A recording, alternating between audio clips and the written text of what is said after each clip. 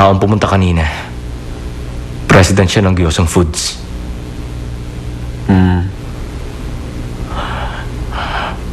Anong pinag-usapan niya nung nasa bakery kayo?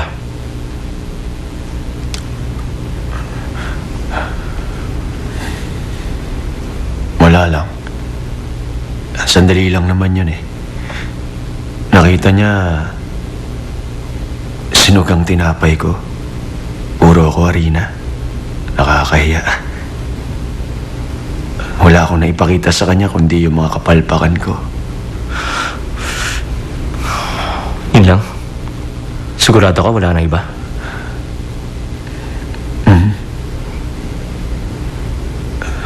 Bakit? Wala. Nagtatanong lang ako.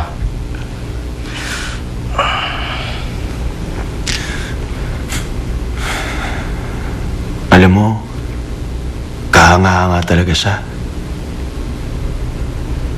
Mabait siyang tao. At mapagmahal.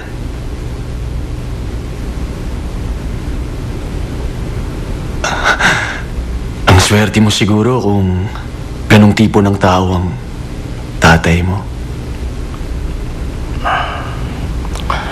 Bakit? Wala ka man tatay?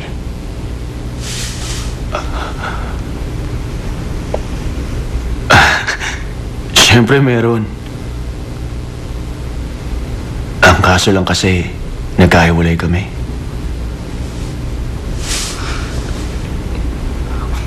Bakit? Alam mo ba kung nasan? Alam ko, kaya lang, sabi ko sa sarili ko, kailangan ko munang maging matagumpay na tao. Gusto ko maipagmalaki niya ako pag nakita na kami. Bakit hindi ngayon? Anong kinatatakot mo?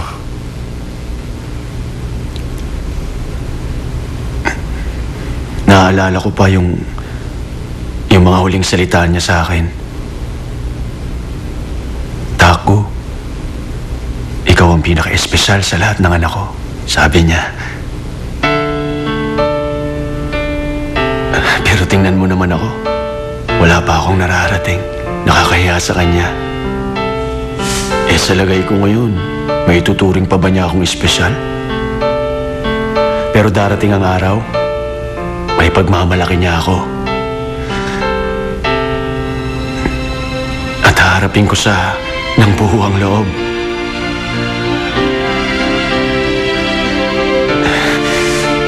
Eh, kumusta naman kayo ng papa mo? Siguro, pinagmamalaki ka niya sa lahat ng tao, no? Tama na. Inaantok na ako. Oh? Matutulog ka na? Bukas ang pagsusulit, di ba? Ah? Hindi ka nga makagawa ng matinong tinapay. Tapos masyado ka pang kampante.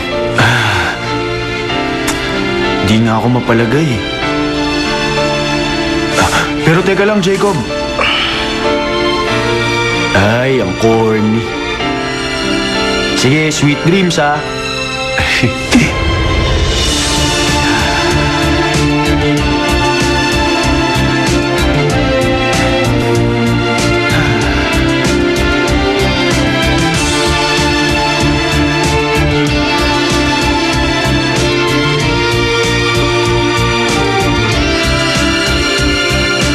Sa tingin mo ba, handa na siya sa pagsusulit? Ang alam ko, wala pa siyang matinong tinapay na nagagawa. At kapag bumagsak siya sa unang round pa lang, bagsak na siya sa buong pagsusulit. Pero kilala mo siya. Malakas ang determinasyon niya. Sa tingin ko, kakayanin niya ang pagsusulit. Paano mo naman yun nasabi? 12 taon, dito siya pinadpad ng walang tigil na paghahanap niya sa nanay niya. Hindi niyo ba naiisip kung ano pang hamon ang hindi kayang harapin ng batang yan? Meron pa ba siyang uurungan? Ganyan din ang sinabi ni Papa tungkol sa kanya.